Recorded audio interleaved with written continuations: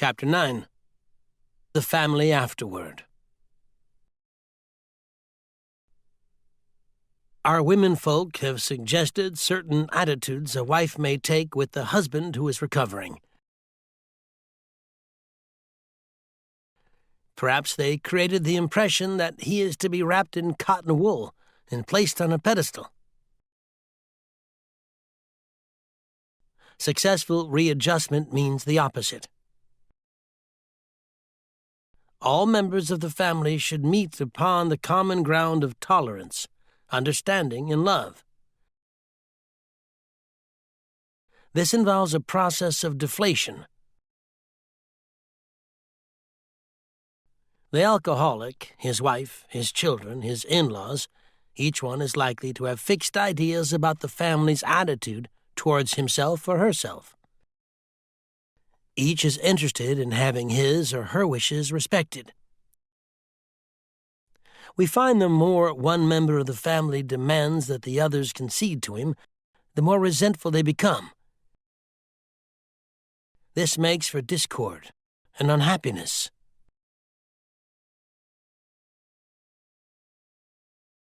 And why? Is it not because each wants to play the lead? Is not each trying to arrange the family show to his liking? Is he not unconsciously trying to see what he can take from the family life rather than give? Cessation of drinking is but the first step away from a highly strained, abnormal condition.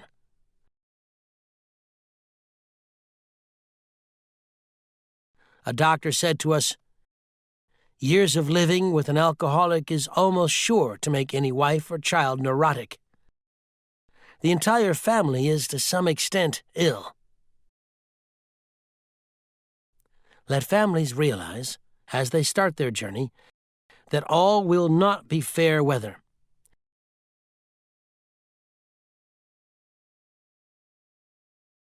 Each in his turn may be footsore and may straggle.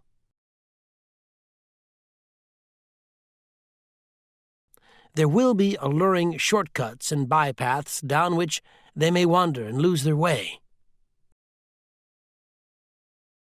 Suppose we tell you some of the obstacles a family will meet. Suppose we suggest how they may be avoided, even converted to good use for others. The family of an alcoholic longs for the return of happiness and security.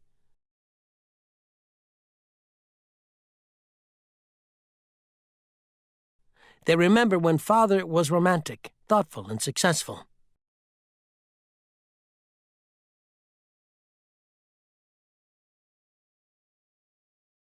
Today's life is measured against that of other years, and, when it falls short, the family may be unhappy.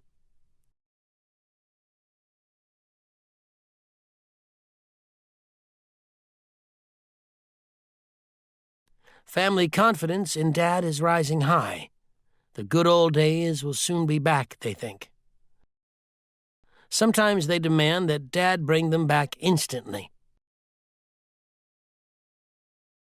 God, they believe, almost owes this recompense on a long overdue account. But the head of the house has spent years in pulling down the structures of business, romance, friendship, health. These things are now ruined or damaged. It will take time to clear away the wreck.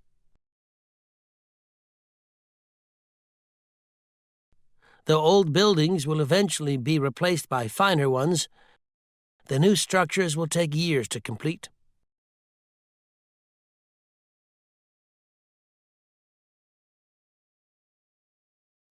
Father knows he is to blame. It may take him many seasons of hard work to be restored financially, but he shouldn't be reproached.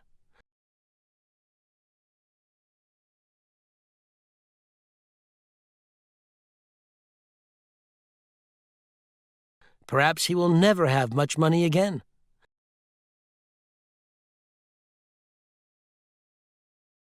but the wise family will admire him for what he is trying to be, rather than for what he is trying to get.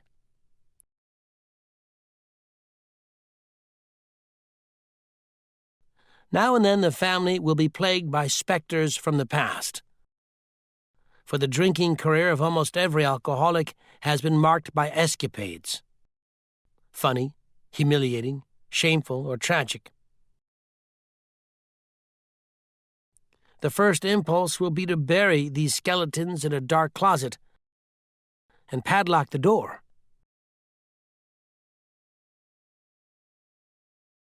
The family may be possessed by the idea that future happiness can be based only upon forgetfulness of the past.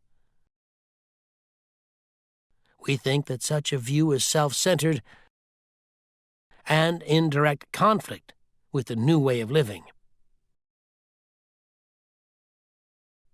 Henry Ford once made a wise remark to the effect that experience is the thing of supreme value in life.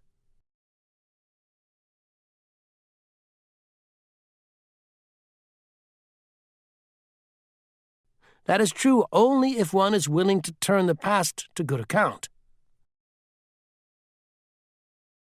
We grow by our willingness to face and rectify errors and convert them into assets.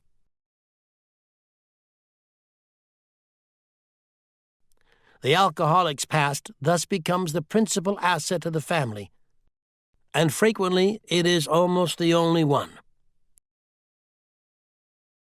This painful past may be of infinite value to other families still struggling with their problem.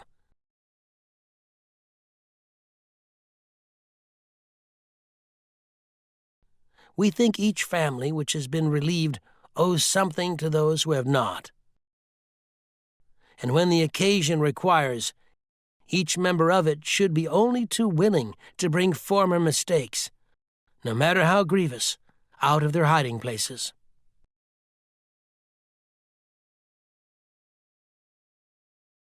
Showing others who suffer how we were given help is the very thing which makes life seem so worthwhile to us now.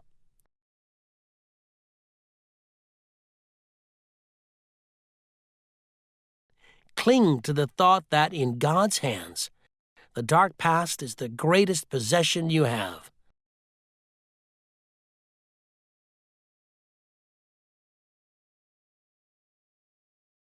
The key to life and happiness for others. With it, you can avert death and misery for them.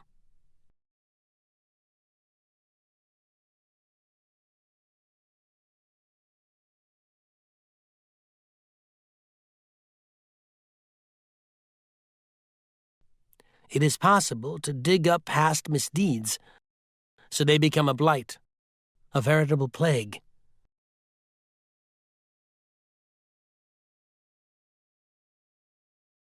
For example, we know of situations in which the alcoholic or his wife have had love affairs.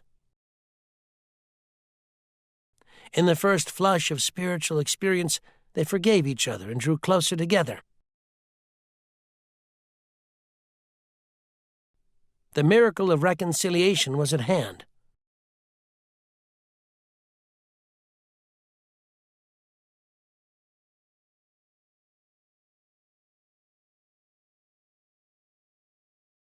Then, under one provocation or another, the aggrieved one would unearth the old affair and angrily cast its ashes about. A few of us have had these growing pains, and they hurt a great deal. Husbands and wives have sometimes been obliged to separate for a time until new perspective, new victory over hurt pride could be re-won.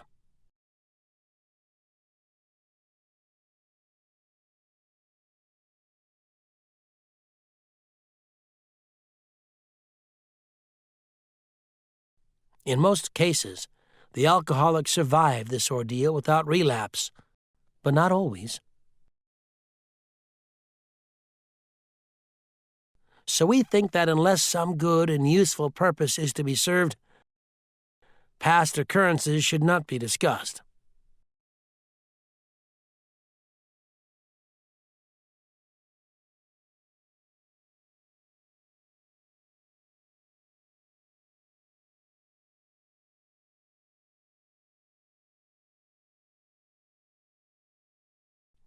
We families of Alcoholics Anonymous keep few skeletons in the closet.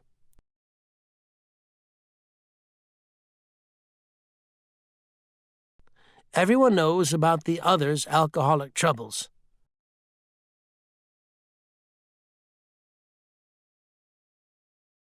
This is a condition which, in ordinary life, would produce untold grief.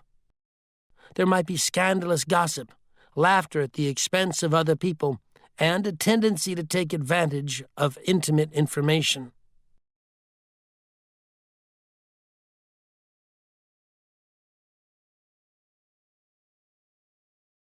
Among us, these are rare occurrences. We do talk about each other a great deal, but we almost invariably temper such talk by a spirit of love and tolerance.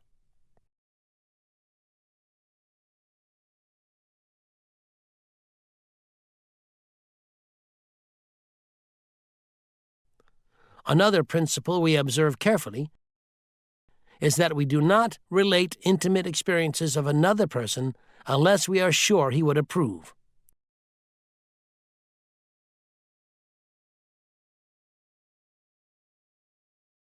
We find it better, when possible, to stick to our own stories. A man may criticize or laugh at himself, and it will affect others favorably. But criticism or ridicule coming from another often produces the contrary effect. Members of a family should watch such matters carefully. For one careless, inconsiderate remark has been known to raise the very devil.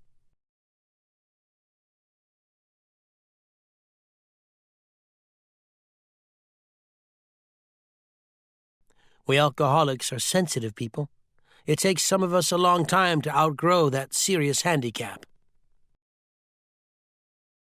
Many alcoholics are enthusiasts. They run to extremes. At the beginning of recovery, a man will take, as a rule, one of two directions. He may either plunge into a frantic attempt to get on his feet in business, or he may be so enthralled by his new life that he talks or thinks of little else. In either case, certain family problems will arise. With these, we have had experience galore. We think it dangerous if he rushes headlong at his economic problem. The family will be affected also, pleasantly at first, as they feel their money troubles are about to be solved. Then not so pleasantly as they find themselves neglected. Dad may be tired at night and preoccupied by day.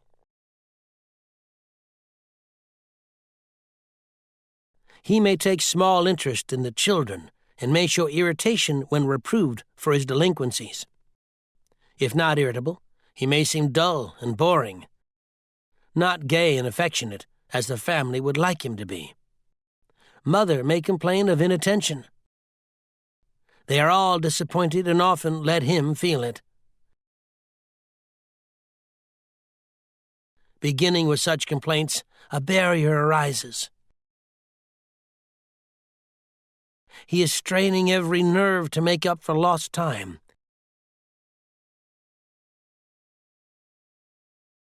He is striving to recover fortune and reputation and feels he is doing very well.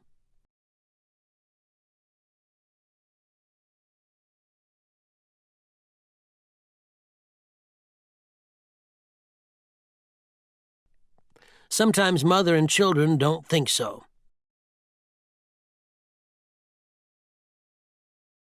Having been neglected and misused in the past, they think father owes them more than they are getting. They want him to make a fuss over them. They expect him to give them the nice times they used to have before he drank so much, and to show his contrition for what they suffered. But Dad doesn't give freely of himself. Resentment grows. He becomes still less communicative. Sometimes he explodes over a trifle. The family is mystified. They criticize, pointing out how he is falling down on his spiritual program.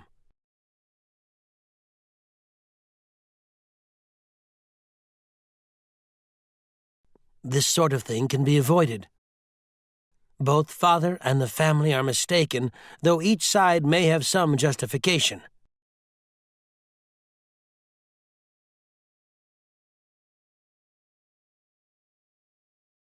It is of little use to argue and only makes the impasse worse. The family must realize that Dad, though marvelously improved, is still convalescing. They should be thankful he is sober and able to be of this world once more.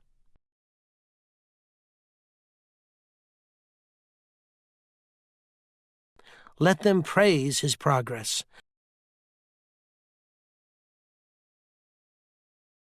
Let them remember that his drinking wrought all kinds of damage that may take long to repair.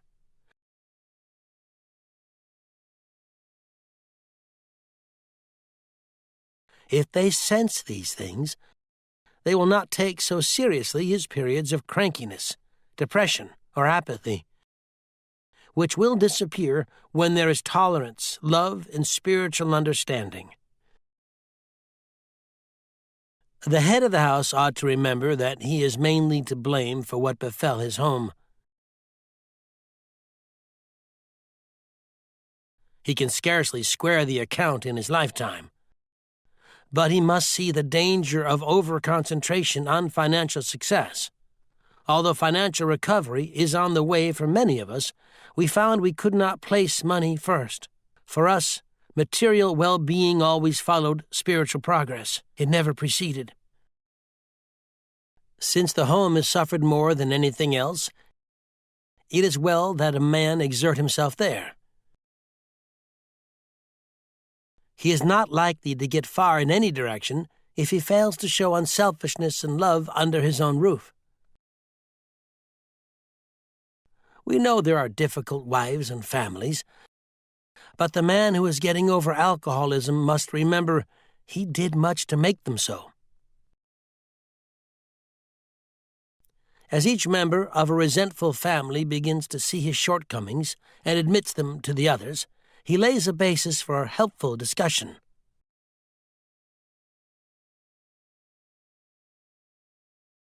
These family talks will be constructive if they can be carried on without heated argument, self-pity, self-justification, or resentful criticism.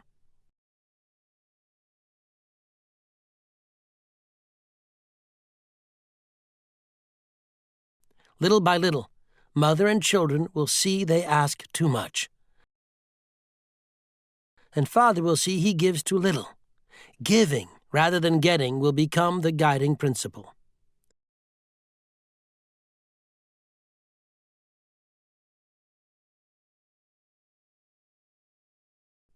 Assume, on the other hand, that father has, at the outset, a stirring spiritual experience.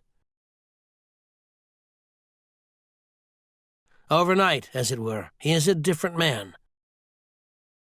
He becomes a religious enthusiast. He is unable to focus on anything else.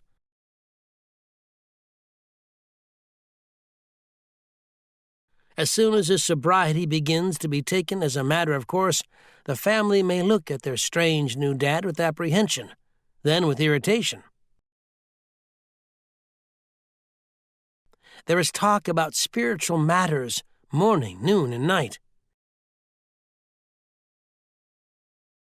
He may demand that the family find God in a hurry, or exhibit amazing indifference to them and say he is above worldly considerations.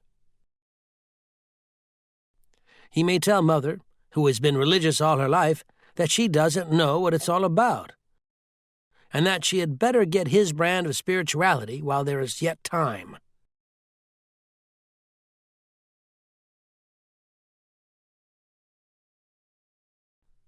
When father takes this tack, the family may react unfavorably. They may be jealous of a God who has stolen Dad's affections.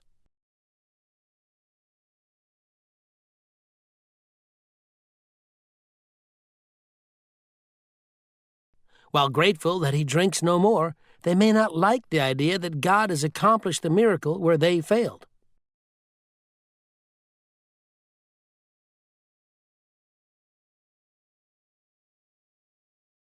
They often forget Father was beyond human aid.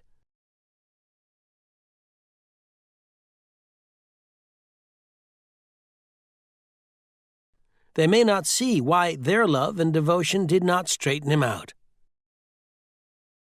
Dad is not so spiritual after all, they say. If he means to right his past wrongs, why all this concern for everyone in the world but his family?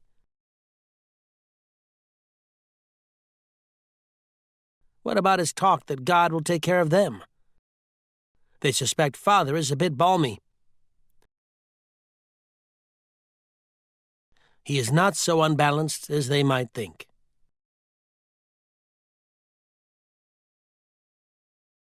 Many of us have experienced Dad's elation. We have indulged in spiritual intoxication.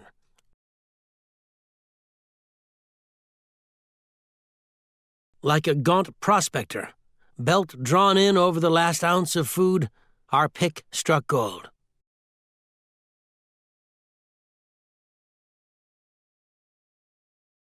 Joy at our release from a lifetime of frustration knew no bounds. Father feels he has struck something better than gold.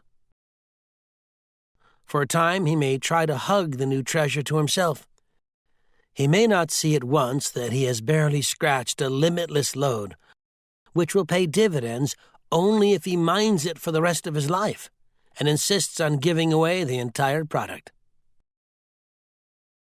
If the family cooperates, Dad will soon see that he is suffering from a distortion of values.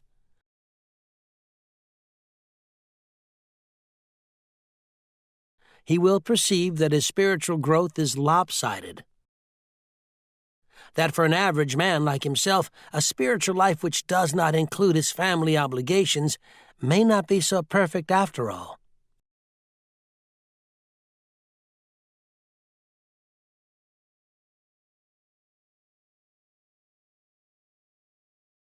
If the family will appreciate that Dad's current behavior is but a phase of his development, all will be well.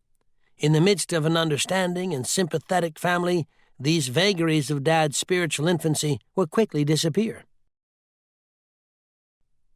The opposite may happen should the family condemn and criticize.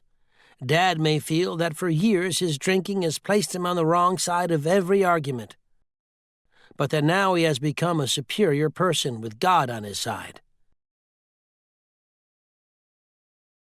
If the family persists in criticism, this fallacy may take a still greater hold on Father. Instead of treating the family as he should, he may retreat further into himself and feel he has spiritual justification for so doing.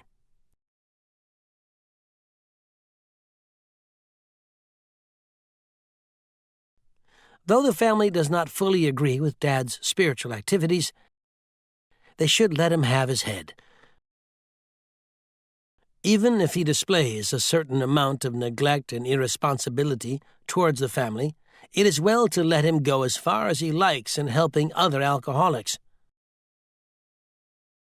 During those first days of convalescence, this will do more to ensure his sobriety than anything else. Though some of his manifestations are alarming and disagreeable, we think Dad will be on a firmer foundation than the man who is placing business or professional success ahead of spiritual development. He will be less likely to drink again, and anything is preferable to that. Those of us who have spent much time in the world of spiritual make-believe have eventually seen the childishness of it.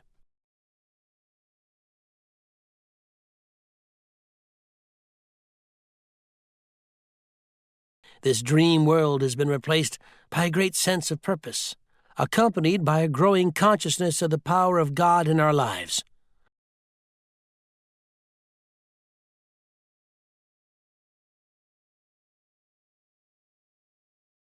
We have come to believe He would like us to keep our heads in the clouds with Him, but that our feet ought to be firmly planted on earth. That is where our fellow travelers are, and that is where our work must be done.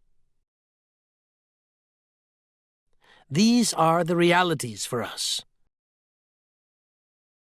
We have found nothing incompatible between a powerful spiritual experience and a life of sane and happy usefulness. One more suggestion. Whether the family has spiritual convictions or not, they may do well to examine the principles by which the alcoholic member is trying to live. They can hardly fail to approve these simple principles, though the head of the house still fails somewhat in practicing them.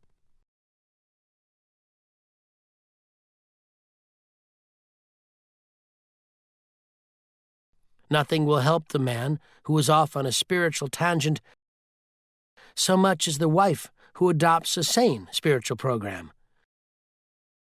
making a better practical use of it.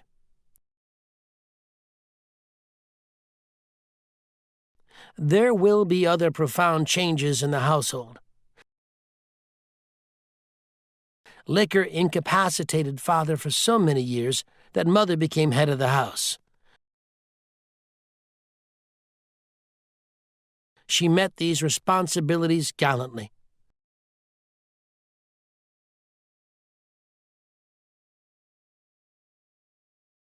By force of circumstances, she was often obliged to treat father as a sick or wayward child.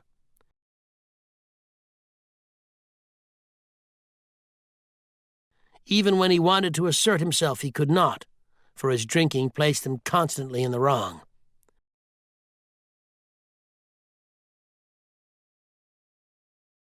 Mother made all the plans and gave the directions.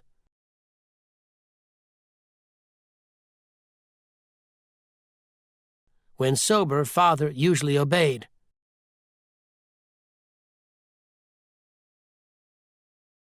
Thus mother, through no fault of her own, became accustomed to wearing the family trousers.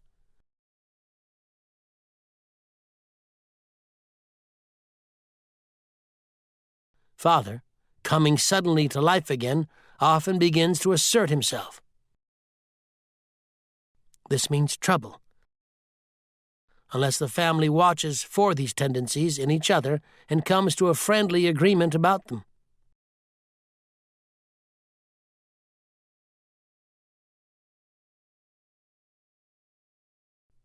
Drinking isolates most homes from the outside world.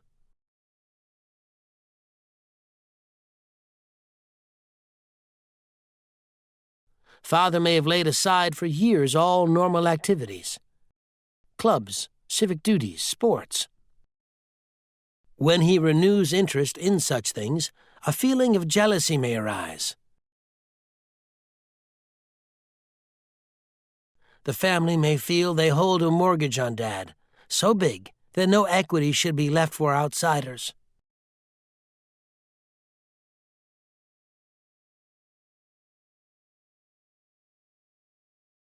Instead of developing new channels of activity for themselves, mother and children demand that he stay home and make up the deficiency. At the very beginning, the couple ought to frankly face the fact that each will have to yield here and there if the family is going to play an effective part in the new life. Father will necessarily spend much time with other alcoholics, but this activity should be balanced. New acquaintances who know nothing of alcoholism might be made and thoughtful consideration given their needs. The problems of the community might engage attention. Though the family has no religious connections, they may wish to make contact with or take membership in the religious body. Alcoholics who have derided religious people will be helped by such contacts.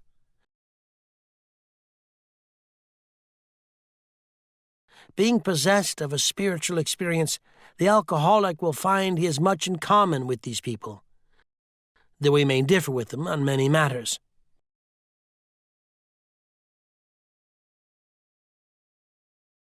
If he does not argue about religion, he will make new friends and is sure to find new avenues of usefulness and pleasure.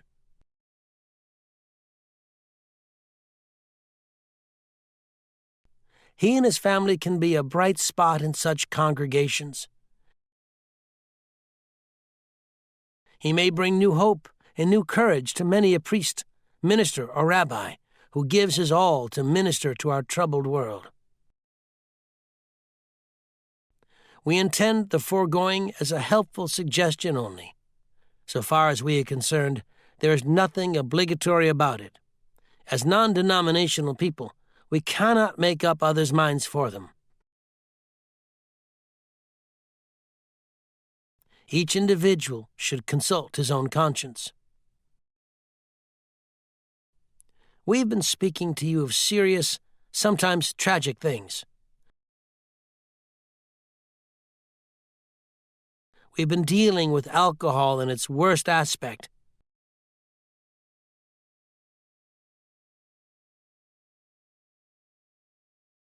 But we aren't a glum lot.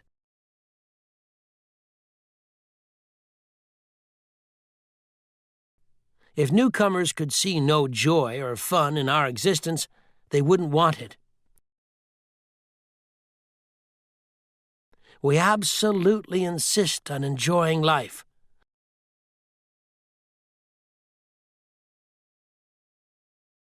We try not to indulge in cynicism over the state of the nations, nor do we carry the world's troubles on our shoulders. When we see a man sinking into the mire that is alcoholism, we give him first aid and place what we have at his disposal. For his sake, we do recount and almost relive the horrors of our past.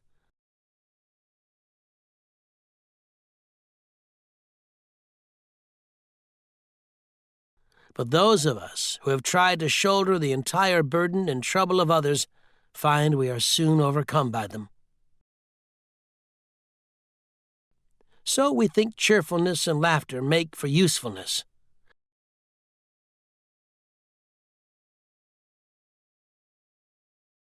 Outsiders are sometimes shocked when we burst into merriment over a seemingly tragic experience out of the past.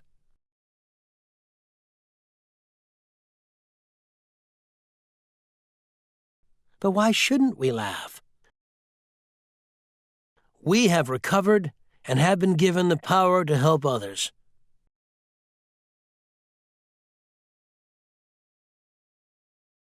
Everybody knows that those in bad health and those who seldom play do not laugh much.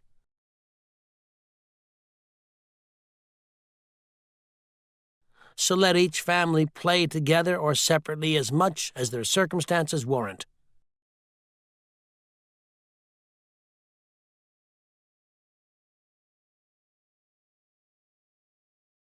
We are sure God wants us to be happy, joyous, and free. We cannot subscribe to the belief that this life is a vale of tears, though it once was just that for many of us.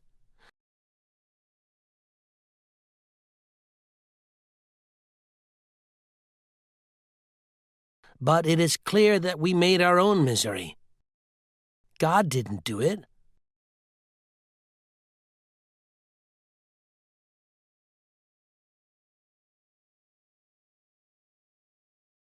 Avoid, then, the deliberate manufacture of misery.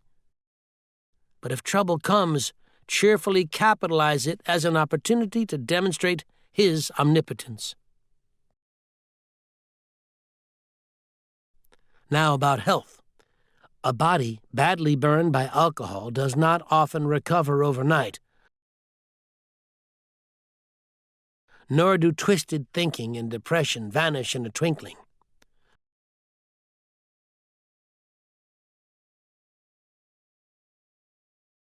We are convinced that a spiritual mode of living is a most powerful health restorative.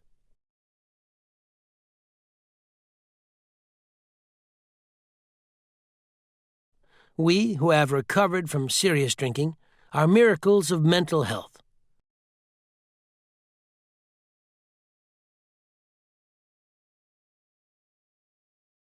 But we have seen remarkable transformations in our bodies.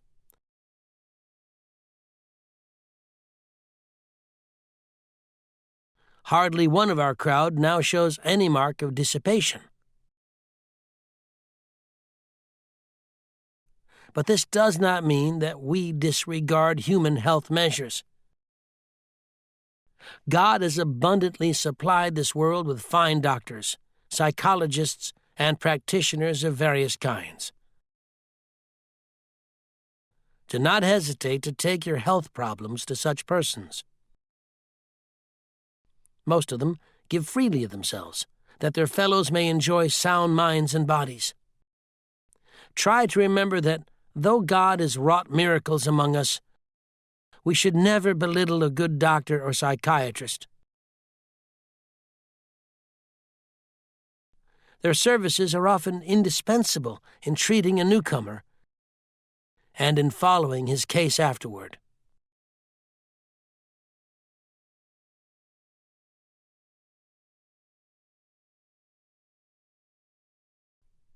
One of the many doctors who had the opportunity of reading this book in manuscript form told us that the use of sweets was often helpful, of course depending upon a doctor's advice. He thought all alcoholics should constantly have chocolate available for its quick energy value at times of fatigue.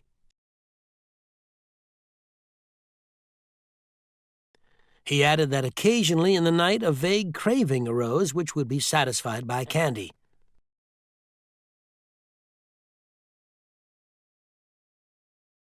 Many of us have noticed a tendency to eat sweets and have found this practice beneficial.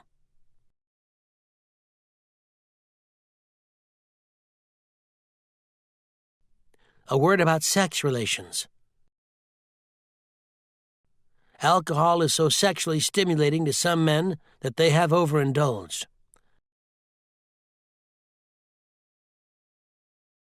Couples are occasionally dismayed to find that when drinking is stopped, the man tends to be impotent.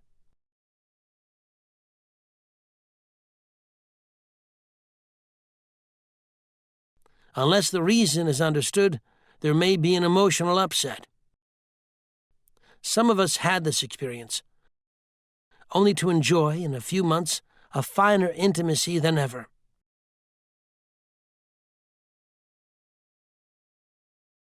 There should be no hesitancy in consulting a doctor or psychologist if the condition persists.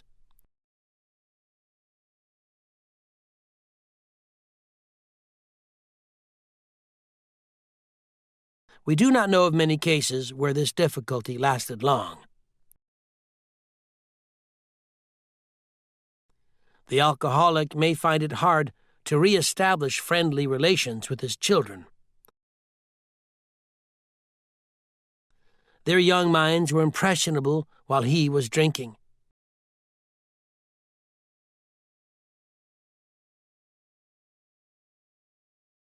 Without saying so, they may cordially hate him for what he has done to them and to their mother.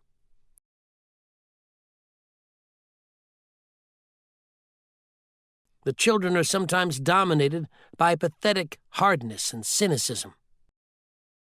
They cannot seem to forgive and forget.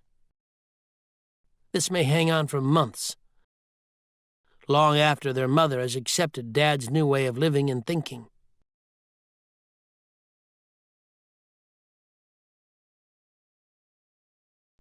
In time, they will see that he is a new man, and in their own way they will let him know it.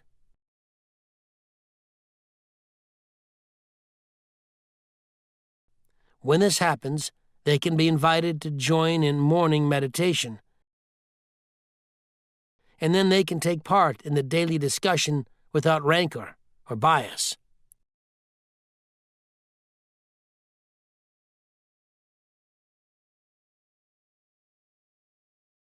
From that point on, progress will be rapid. Marvelous results often follow such a reunion.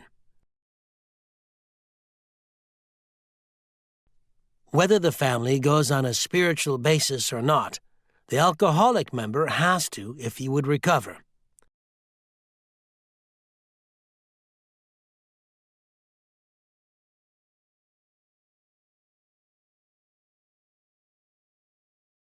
The others must be convinced of his new status beyond the shadow of a doubt.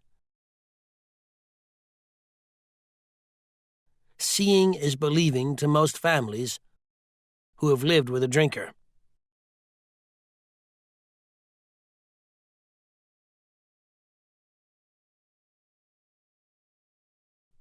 Here is a case in point. One of our friends is a heavy smoker and coffee drinker. There was no doubt he overindulged.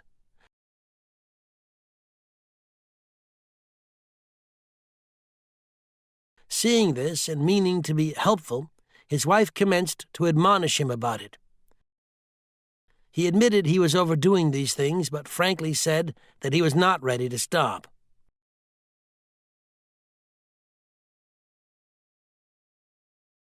His wife is one of those persons who really feels there is something rather sinful about these commodities, so she nagged. And her intolerance finally threw him into a fit of anger. He got drunk. Of course, our friend was wrong, dead wrong.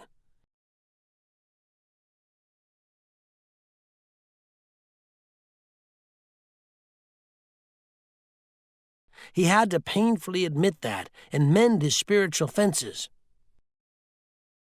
Though he is now a most effective member of Alcoholics Anonymous, he still smokes and drinks coffee.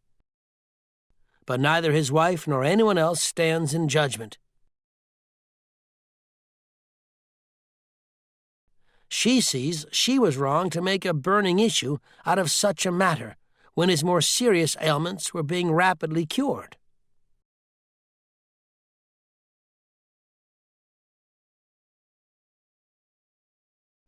We have 3 little mottos which are apropos. Here they are. First things first. Live and let live. Easy does it.